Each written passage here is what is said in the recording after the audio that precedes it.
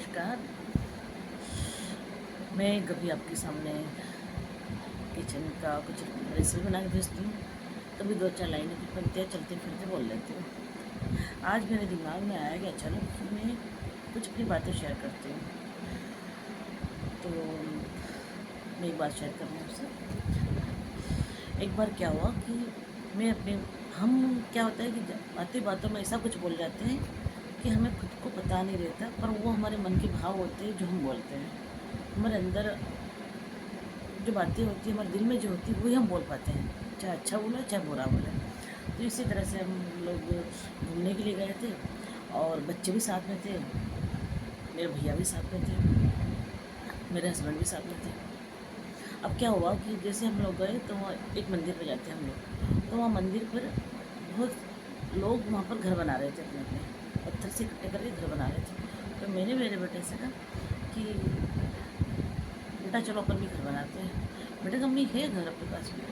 मैंने कहा है, तब भी एक घर वो बना लेते हैं, कहते ही मन्नत पूरी हो जाती है, एक घर बना लेते हैं।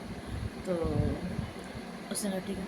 जैसे ही बेटा मेरा घर बनाने के लिए वहाँ पर जो पत्थर इकट्ठे करने के लिए गया, होता क्या है कि एक पत्थर को दूसरा पत्थर पत्थर इस तरह से करके कोई सिंगल स्टोरी बनाता है, कोई डबल स्टोरी बनाता है, इस तरह से मकान बनाते हैं। तो बेटा जैसे गया तो कुछ घर गिरे हुए थे, कुछ टूटे हुए थे, इस तरह से था। तो जी मैंने कहा बेटा रुको रुको रुको, क्या हुआ? मैंने किसी का घर तोड़ के घर मत गिराना। तो वो रुक गया। मेरे भैया ने कहा, हम मालवा में बड़ी बहन को जीजी बोलते हैं। मेरे भैया ने बोला जीजी आपने कितनी बड़ी बात बोली कि किसी घर तोड़ के घर मत बनाना। मैंने कहा हाँ सही बात है, किसी घर तोड़ के घर नहीं बनाना चाहिए, हम कभी खुश नहीं रह पाएंगे अगर ऐसा होता है तो ये बात वहीं ख़त्म हो जाती है। मगर मैं उस टाइम सोचती हूँ कि मैंने जो बोला है इसके अंदर की जो गहराई है, घर किस तरह से टूटता है।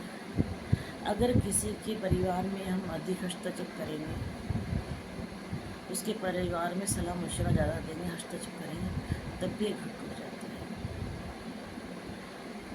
दूसरी बात, अगर किसी की आर्थिक स्थिति, किसी का मकान तोड़ना, किसी को कमज़ोर कर देना, किसी को तहस नहस कर देना, किसी की संपत्ति को खा जाना, ये सब उसे श्रेणी में आते हैं कि घर तोड़ के घर बनाना।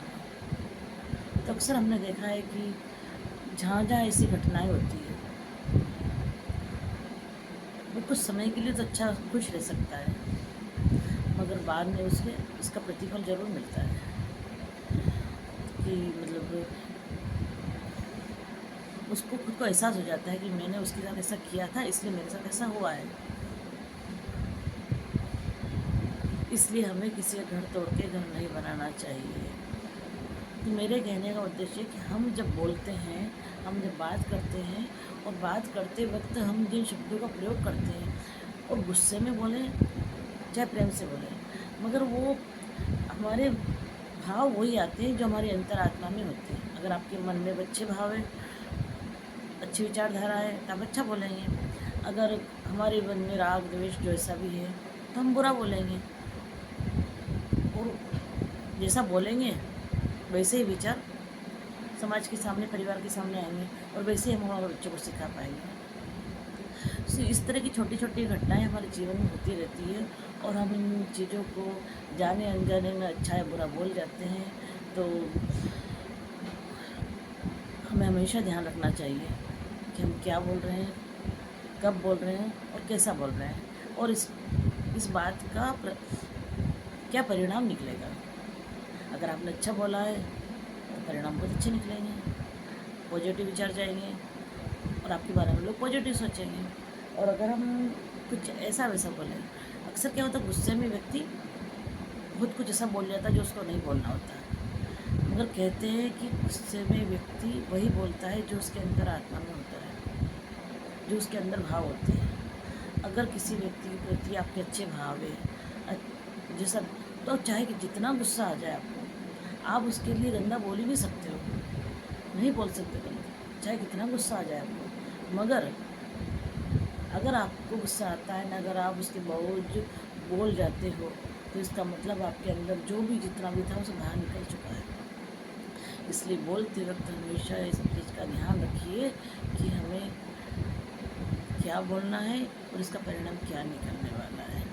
तो बातों ही बातों में हमेशा कुछ बोल जाते हैं जिसका हमें खुद को पता नहीं होता, इसलिए हमेशा ध्यान रखना चाहिए।